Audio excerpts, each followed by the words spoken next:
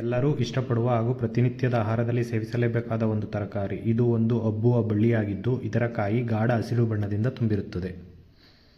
ಬನ್ನಿ ಇವತ್ತು ಸೌತೆಕಾಯಿ ಬೆಳೆಯೋದ್ರ ಬಗ್ಗೆ ತಿಳ್ಕೊಳ್ಳೋಣ. ಸೌತೆಕಾಯಿಯನ್ನು ಇಂಗ್ಲೀಷಲ್ಲಿ ಕ್ಯುಕುಂಬರ್ ಅಂತಾರೆ. ಇದನ್ನು ಬೆಳಿಲಿಕ್ಕೆ ನಾವು 6x6 ಪ್ರತಿ ಸಾಲಿಗೆ 6 ಅಡಿ ಗ್ಯಾಪ್ ಇಟ್ಟಿದ್ದೀವಿ. ಮತ್ತು ಗಿಡದಿಂದ ಗಿಡಕ್ಕೆ 1 ಅಡಿ ಗ್ಯಾಪ್ ಇಟ್ಕೊಂಡಿದ್ದೀವಿ.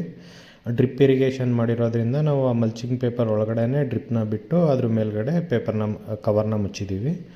ಅದ್ರ ಮಧ್ಯದಲ್ಲಿ ಹೋಲ್ ಮಾಡಿ ಸೀಡ್ಲಿಂಗ್ ಹಾಕಿದ್ವಿ. ಗಿಡ ಬಂದು ಒಂದು 15-20 ಡೇಸಲ್ಲಿ ಅದ್ರ ಕುಡಿಗಳು ಸ್ಟಾರ್ಟ್ ಆಗುತ್ತೆ. ಆವಾಗ ಅದ್ರ ಸಪೋರ್ಟಿಗೋಸ್ಕರ ಅಂತ ಈ ಥರ ಎಳೆದು ಅದನ್ನು ಸುತ್ತಲಿ ದಾರ ಹಾಕಿ ಮೇಲೆ ಎತ್ತಿ ಕಟ್ಟಿದ್ದೀವಿ. ಪ್ರತಿ ಒಂದು ಅಂಬನ್ನು ಕೂಡ ಇದೇ ಥರ ಕಟ್ಟಬೇಕು. ಅಂದರೆ ಕೆಳಗಡೆ ಎಲ್ಲ ನಾವು ಅಂಬ್ಲಿಕ್ಕೆ ಬಿಟ್ಟರೆ ನಾವು ಓಡಾಡಲಿಕ್ಕೆ ಕಷ್ಟ ಆಗುತ್ತೆ.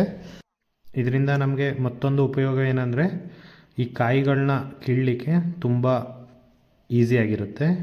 ಈ ರೀತಿ ಕಟ್ಟೋದ್ರಿಂದ ನಮಗೆ ಎಲ್ಲ ಕಾಯಿಗಳು ಕಾಣಿಸ್ತಿರುತ್ತೆ ಮತ್ತು ಈಸಿಯಾಗಿ ಕೀಳ್ಬೋದು.